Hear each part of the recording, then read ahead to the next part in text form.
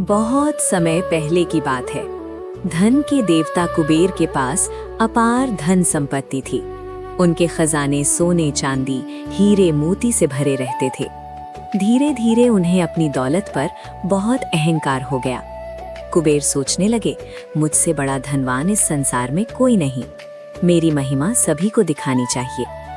एक दिन उन्होंने भगवान शिव और माता पार्वती को अपने महल में भव्य भोजन के लिए आमंत्रित किया। उनका असली उद्देश्य अपनी संपत्ति का दिखावा करना था। भगवान शिव ने कुबेर का अहंकार समझ लिया। उन्होंने मुस्कुराकर कहा, कुबेर, हम तो नहीं आ पाएंगे, लेकिन हमारे पुत्र गणेश तुम्हारे यहाँ भोजन करने आएंगे। कुबेर बहुत खुश हुए। उन्होंने सोचा, एक छोटे से बालक को खिलाना तो आसान है, मैं अपनी शान और भी दिखा पाऊंगा। कुबेर ने अपने महल में तरह तरह के स्वादिष्ट व्यंजन बनवाए, लड्डू, मिठाइयाँ, पकवान, फल, सब कुछ।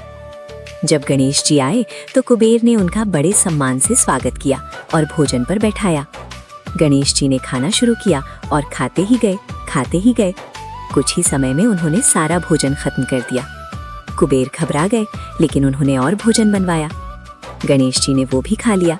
अब तो पूरे महल का खाना खत्म हो गया।